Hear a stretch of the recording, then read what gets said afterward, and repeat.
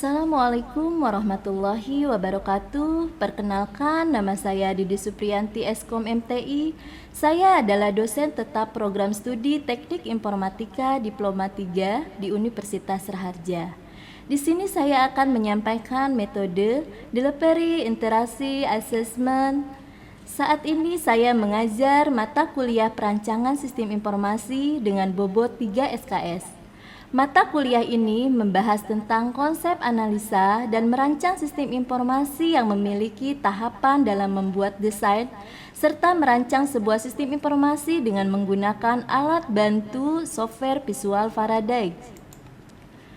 Kemampuan yang diharapkan dalam perkuliahan ini, mahasiswa mampu menerapkan dan mempunyai pengetahuan dalam mengembangkan konsep analisa dan merancang sistem informasi yang berorientasi objek serta membuat pemetaan pada beberapa diagram UML. Dan mahasiswa mampu memiliki pemikiran logis, kritis, sistematif, dan inovatif dalam mengembangkan atau mengimplementasikan ilmu pengetahuan dan teknologi yang memperhatikan dan menerapkan nilai humaniora yang sesuai dengan bidang keahliannya, mampu menunjukkan kinerja mandiri, bermutu, dan terukur. Sistem pembelajaran yang saya terapkan yaitu, sebagai dosen pengajar, saya berusaha mengkaitkan antara materi yang diajarkan dengan situasi dunia nyata. Prinsip pembelajaran kadang dilakukan secara konseptual yang diharapkan aktivitas peserta kuliah dapat mengalami dan melakukannya langsung sehingga tidak hanya menonton dan mencatat. Selain itu juga dilakukan dengan cara problem-based learning sebagai rangkaian aktivitas pembelajaran yang menekankan pada proses penyelesaian masalah yang dihadapi secara ilmiah. Dan pemecahan masalah menjadi langkah utama dalam model perkuliahan yang dilakukan. Dan saya juga melakukan sistem project-based learning atau pembelajaran berbasis project untuk memberikan langsung peserta kuliah terhadap kondisi nyata dan masyarakat dan kegiatan nyata sebagai inti pembelajaran. Tujuan dari pembelajaran project-based learning itu adalah agar peserta kuliah dapat melakukan eksplorasi, penilaian, interpretasi, dan pengolahan informasi untuk menghasilkan berbagai bentuk keragaman pembelajaran. Selain itu juga dilakukan pembelajaran yang menekankan pada penyusunan tugas terstruktur yang wajib diselesaikan oleh peserta kuliah guna mendalami dan memperluas penguasaan materi sesuai dengan pembelajaran yang dikaji. Metode pembelajaran yang saya gunakan yaitu metode kombinasi dari beberapa metode. Metode yang pertama yaitu ceramah atau menyampaikan materi secara online kepada mahasiswa melalui Zoom meeting. Dikombinasikan dengan Learning Management System atau LMS yang saya gunakan menggunakan Aidu Raharja Info yang mendukung kegiatan belajar mengajar secara daring di mana di dalamnya terdiri dari lesson. Terdapat pembelajaran yang dapat diakses oleh mahasiswa dari pertemuan 1 sampai pertemuan 14. Kemudian assignment, di mana terdapat tugas yang diberikan kepada mahasiswa yaitu tugas mandiri, dan untuk mengukur hasil akhir perkuliahan mahasiswa, saya mengadakan UTS dan UAS. Dan ada namanya student, tempat di mana mahasiswa mengikuti pembelajaran di kelas mata kuliah perancangan sistem informasi. Dan attendant, di mana tempat mahasiswa dinilai kehadiran dalam mengikuti perkuliahan perancangan sistem informasi. Metode yang kedua yaitu diskusi, menyampaikan ide, gagasan, terobosan baru dalam memecahkan sebuah masalah. Saling menghargai pendapat orang lain, memperluas wawasan, dan memecahkan suatu masalah. Metode yang ketiga yaitu tanya jawab, mengangkat keberanian dan keterampilan mahasiswa dalam menjawab, mengungkapkan pendapat sendiri dan menanggapi pendapat orang lain.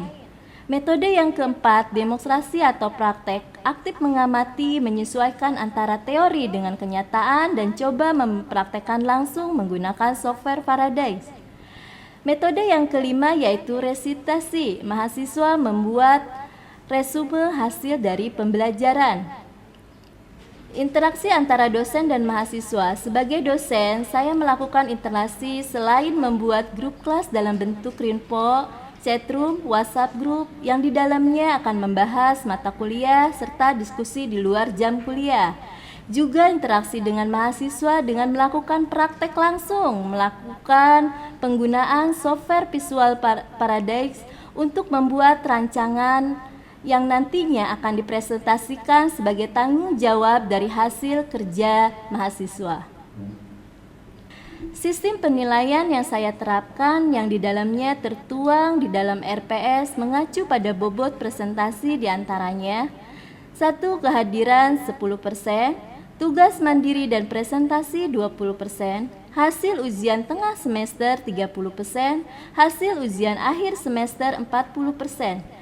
Demikian deskripsi diri saya dalam bidang pengajaran. Wabillahi taufik wa hidayah. Wassalamualaikum warahmatullahi wabarakatuh. Berikut adalah kondisi saat saya mengajar secara daring melalui media. Oke, Assalamualaikum warahmatullahi wabarakatuh. Waalaikumsalam warahmatullahi wabarakatuh. Alhamdulillahirrabbilalamin ya, kita bisa ketemu lagi dalam perkuliahan perancangan informasi pertemuan kelima. Mudah-mudahan semuanya dalam keadaan sehat walafiat ya. Amin, Bu. Ya, baik, sebelum perkuliahan dimulai, Ibu coba absensi dahulu ya. Siapa aja yang hadir. Oke, Ibu share dulu untuk absensinya. Oke. Sudah terlihat ya, Ibu absen dulu ya. Baik, Bu. Oke. Ade Ariana. Ade ada? Ahmad Andria. Hadir, Bu. Ahmad Bayu. Ahmad Bayu. Ada ya. Ahmad Baris. Hadir, Bu. Ari Firmansyah. Hadir, Bu. Bayu Aziz. Hadir, Bu. Bu, Arif Darmawan terlewat, Bu. Arif Darmawan hadir. Hadir, Bu. Oke, Bayu Aziz. Hadir, Bu. Hadir ya. Dimas. Hadir, Bu. Dean ada Dean?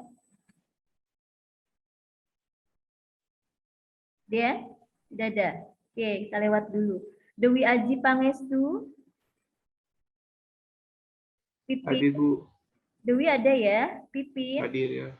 Pipin. Hadir, Bu.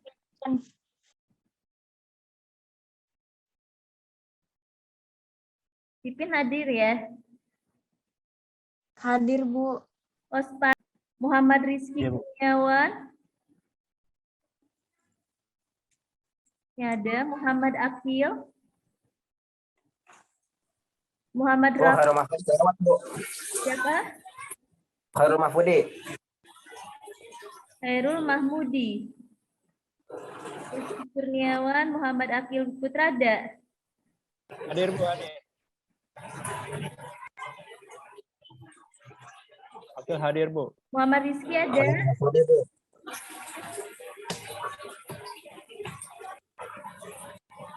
Muhammad Akil ada ya. Ada, Bu. Kali hadir, Bu. Bu, Sulistyo kelewat, Bu.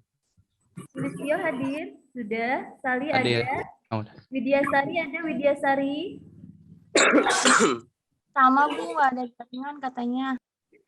Widane ada. Hadir, Bu. Oke, berarti yang belum absen.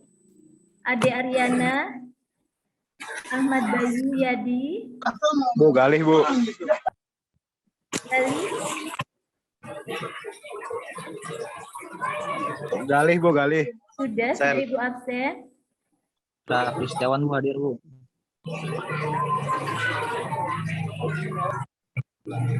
Artis Setiawan. Oke. Baiklah, Ibu sudah Bu, absen. Mahfudi hadir, Bu. Siapa lagi yang belum? Khairul Mahfudi. Iqbal Desam, Bu. Belum, Bu. Siapa? Oke, Ah, Ibu Bu. Ibu ulang ya. Ade Aryana Ya, Bu. ada. Ade Aryana. Ahmad Bayu. Dean. Khairul Mahfudi. Hadir, Bu. Oke, Lina Rahmawati. Stephen Alif. Biasari. Oke, sudah semua ya? Sudah Ibu absen ya?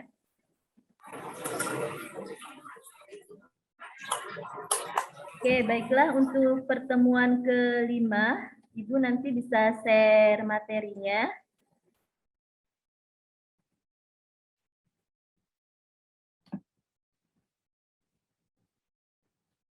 Apa sudah terlihat di layar? Udah, Bu. Jelas, Bu. Poin-poinnya sudah terlihat ya? jelas, Bu.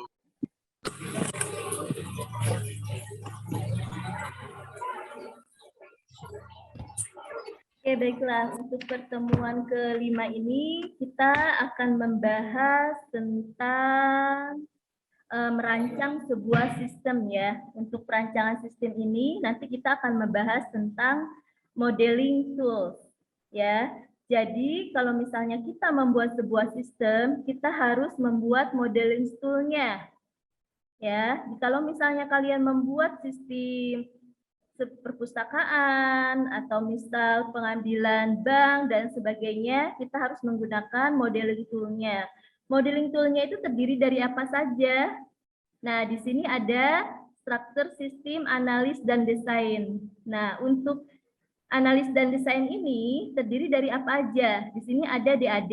DAD itu terdiri dari ada konteks diagram, per-view diagram, data direktorinya, normalisasi, dan bagan struktur. Itu untuk struktur sistem analis dan desain dalam merancang sebuah sistem. Kemudian kita juga ada yang namanya modeling OOAD atau Object Oriented Analysis Design atau kita kenal menggunakan UML. Ya, biasanya sistem ini dalam perancangan sistem informasi kita menggunakan UML atau lebih dikenal modeling tool-nya menggunakan OOAD. UML itu sendiri terdiri dari apa aja? Itu ada use case, kemudian ada kelas diagram, sequence diagram, success diagram, ya, itu disebut dengan object oriented analysis. Jadi kalau misalnya kita menggunakan perancangan sebuah sistem UML, ini yang termasuk di dalamnya. Nah, selanjutnya ada apa lagi? Kita ada yang namanya data flow. Ya, data flow itu adalah data flow juga di sini adalah suatu network yang menggambarkan suatu sistem, ya, manual atau gabungan dari keduanya dalam bentuk komponen sistem yang saling berhubungan sesuai dengan aturan mainnya, data flow. Nanti untuk contohnya seperti apa, Bu? Ya, nanti Ibu jelaskan untuk menggunakan analis UML itu seperti apa, menggunakan data flow itu seperti apa. Nah, yuk kita lanjut. Nah, dari sini paham ya? Ya, modeling tool. Ya, paham ya? Sampai modeling tool ada yang pertanyaan? Ibu, maaf, saya boleh izin live dulu gak? Saya mau berangkat kerja, Bu, shift 2. Tuh, nanti kamu bisa ikutin materinya ya sambil jalan ya. Iya, Bu. Oke, saya kita lanjut. Kita lanjut ya untuk yang lainnya ya. Nah, kemudian kita ada coba UML. Tadi kan kita untuk UML biasanya dalam merancangan sebuah sistem kita menggunakan use case ya. Use case itu apa, Bu? Nah, kemudian kita ada coba UML. Tadi kan kita untuk UML biasanya dalam merancangan sebuah sistem kita menggunakan use case ya. Use case itu apa, Bu? Nah, di sini ada yang tahu nggak? Coba deh, Ibu pengen tahu salah satu apa saja. Use case diagram itu apa?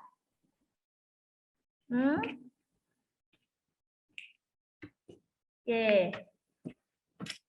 Bu jelaskan dulu ya, itu UML itu apa. Nah, UML itu di sini tuh sebagai memspesifikasi atau memvisualisasi, membangun dan mendokumentasikan. Jadi bagian sistem yang digunakan ya. Kalau misalnya kalian menggunakan sistem apa, perangkat lunaknya seperti pada permodelan bisnis seperti itu. Ya. Nah, kegunaan kenapa sih kita merancang sebuah sistem itu harus menggunakan UML? Ya. Karena kegunaan UML itu untuk memodelkan suatu sistem, bukan hanya perangkat lunak ya. Jadi dia itu menggunakan konsep berorientasi objek ya, yang dapat menciptakan suatu bahasa permodelan yang dapat digunakan baik manusia maupun mesin ya. Jadi kalau misalnya kita mau bangun rumah, rancangannya apa dulu yang harus kita buat seperti itu. Nah, ini kan ada beberapa nih, UML itu terdiri dari ada use case, ada kelas diagram, ada sequence diagram, ada stage diagram, dan ada activity diagram. Nah, untuk pembuatan data flow itu sendiri, ya nanti kita ke data flow. Sekarang kita ke use case dulu. Ya, untuk use case ini, apa itu use case? Use case adalah diagram yang menggambarkan sejumlah eksternal aktor yang menghubungkannya hanya ke use case yang diberikan oleh sistem. Jadi kalau misalnya gini, kalian mau buat apa? Peminjaman buku. Nah, jadi dia menggambarkan sebuah eksternal aktor. Prosesnya apa saja dalam peminjaman buku itu. Nanti dijelaskan di dalam use case. Kemudian, kelas diagram. Apa itu kelas diagram? Kelas diagram itu bisa menggambarkan struktur statistik ya di dalam sistem. Ya, kelas mempresentasikan suatu yang ditangani oleh sistem. Ya, jadi dia dapat berhubung dengan yang lain melalui berbagai cara. Itu disebut dengan kelas diagram, menggambarkan struktur statistik kelas. Kemudian ada sequence diagram. Sequence diagram itu apa? Sequence diagram itu menggambarkan semua kondisi yang dimiliki oleh suatu objek dari suatu kelas. Jadi kalau misalnya use case-nya diproses, kemudian kita buat sequence diagramnya. Ya, jadi dia merupakan kejadian berupa objek yang mengirimkan pesan. Jadi apa alurnya, kemudian definisinya dengan baik, kondisi kelas apa perubahannya, itu disebut dengan sequence. Jadi, sequence diagram itu menggambarkan kolaborasi dinamis antara sejumlah objek, ya. Itu disebut dengan sequence diagram. Nah, kemudian dalam pembuatan UML juga ada apa lagi? Ada stage diagram, ada activity diagram. Itu. Untuk contohnya, cara pembuatannya seperti apa? Nanti Ibu bisa jelaskan di sini ya. Oke, kemudian tadi kita sudah jelaskan namanya UML untuk modeling tool ya. Sekarang kita ke data flow. Data flow ini ada beberapa, di antaranya external entity. External entity diwakili dengan gambar seperti ini ya. Kalian bisa lihat untuk external entity-nya. Kemudian untuk prosesnya. Ya, lihat kalian proses. Proses ini dia bentuknya seperti ini ya, bulat. Ya, selalu diperhatikan ya, karena ini untuk merancang sebuah sistem. Nah, selanjutnya ada data flow. Nah, data flow-nya diwakili dengan garis seperti ini. Ya, kemudian ada data store. Ada yang sudah pernah belajar atau melihat, mungkin kalian sudah pernah melihat sistem ini enggak? Sudah, Bu. Sudah. Mungkin yang sudah merancang atau kalian baca-baca kalian sudah tahu ya. Nah, data flow itu juga cara mainnya ada peraturannya ya. Untuk menggunakan simbol-simbol ini itu pun ada peraturannya. Apa saja? Kita lihat. Ini dia. Ya. Dalam DFD ya, dalam DFD tidak boleh menggabungkan antara external entity dengan external entity secara langsung. Ya, itu dalam pembuatan aturan main DFD. Kemudian dalam DFD tidak boleh menghubungkan antara data store dengan data store secara langsung. Ya. Ketiga, dalam DFD tidak boleh menggabungkan antara data store dengan entity secara langsung atau sebaliknya. Keempat, setiap proses harus ada data flow yang masuk dan ada data flow yang keluar. Nah, tadi kan Ibu sudah jelaskan nih simbol-simbolnya ya. Internal entity seperti ini, proses ya, data flow dan data store. Nah, untuk pembuatan DFD juga kita ada aturan mainnya. Kalau dalam DFD tidak menggabungkan eksternal, berarti simbol ini ya tidak bisa secara langsung dihubungkan. Ya. Kemudian data store-nya juga sama. Ya. Nah, contohnya seperti apa? Ini. Ibu tadi sudah jelaskan untuk penggunaan software ya, menggunakan Visual Paradigm. Baiklah, kita akan coba pembuatan praktek use case diagram.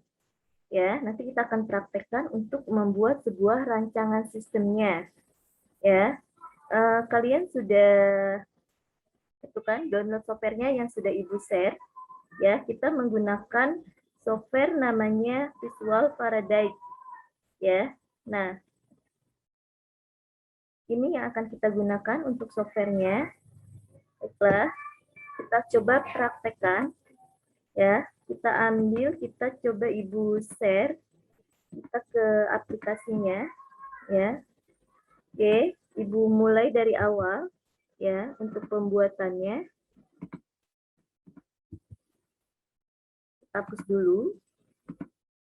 Nah, karena kita akan membuat use case, berarti itu transaksi dari aktor itu sendiri.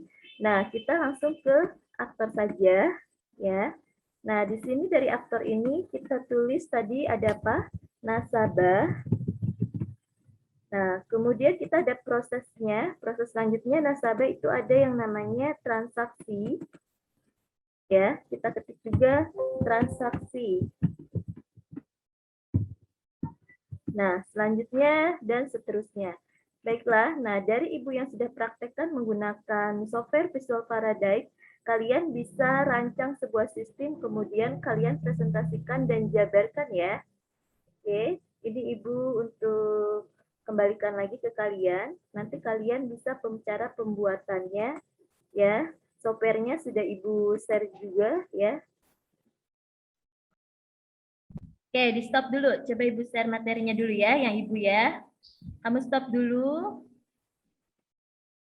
Nah, tadi kan kita untuk praktekan membuat UML atau WD ya, itu terdiri dari aktornya nasabah, bank, kemudian transaksinya kita ada cek saldo, tarik tunai, dan ada apa? Transfernya juga. Ini untuk proses pembuatannya. Nah, untuk pembuatan ini kita menggunakan software namanya UML ya, seperti yang Ibu jelaskan. Untuk pembuatan UML kalian bisa buat di sini ya. Tadi yang masih belum paham. Nah, ini Ibu delete dulu, kemudian kita buat lagi. Tadi sudah ada yang berhasil ya pembuatannya ya. Nah, ini aktornya, berarti ini yang membuat transaksinya.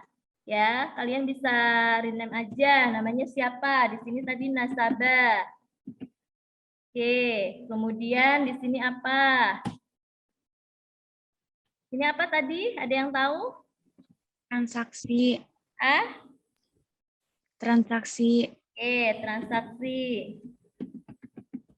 Ya, nah dan sebagainya. Jadi kita untuk pembuatannya menggunakan Visual Paradigmanya. Oke. Nah, kemudian yang berhasil tadi Arif Narbawan, coba bisa ditampilkan, kemudian dijelaskan prosesnya.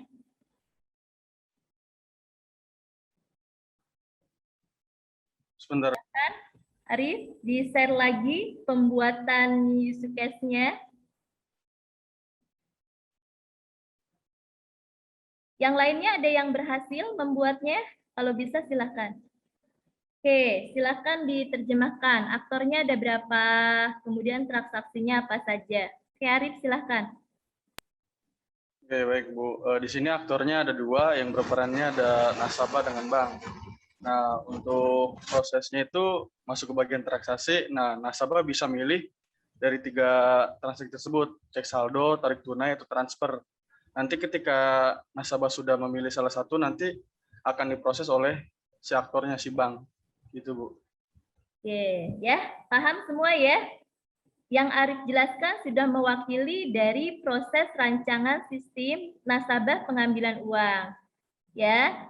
Nah, nanti ada lagi sistem-sistem lain, misal kayak pembelian buku mungkin, atau mungkin peminjaman barang dan sebagainya. Jadi kita kalau misalnya membuat sistem, kita akan merancang. Oke Arif, terima kasih ya, sudah bagus. Iya, baik Bu. Oke. Nah, untuk yang lainnya gimana? Untuk yang lainnya nanti kita bisa belajar. Ini baru kita merancang satu sistem aja. Nanti kita akan merancang sistem yang lainnya ya. Ibu nanti jabarkan satu-satu dulu. Kalau misalnya kalian untuk langsung membuat sebuah sistem banyak juga kan, nanti kalian bingung. Nah, tadi kita baru membuat yang namanya user case. Nanti kemudian kita bikin lagi prosesnya apa lagi. Ya, bentar.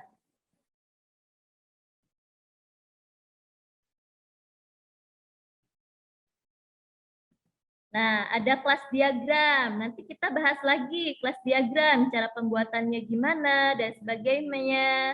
Ya, untuk pertemuan ini sampai di sini paham? Insya Allah paham, Bu. Oke, paham ya. Jadi nanti untuk berikutnya, kalau misalnya kita ke tugas sebagaimana, nanti kita coba buat tugas untuk merancang sebuah sistem ya. Kita ada yang kita nanti semuanya di IDO. Ya, sesuai dengan RPS. Nah, nanti di sini kita kan buat modelingnya. Nah, kita kan mau UTS juga ya, kita masuk ke kelas kita. Semuanya sudah masuk belum?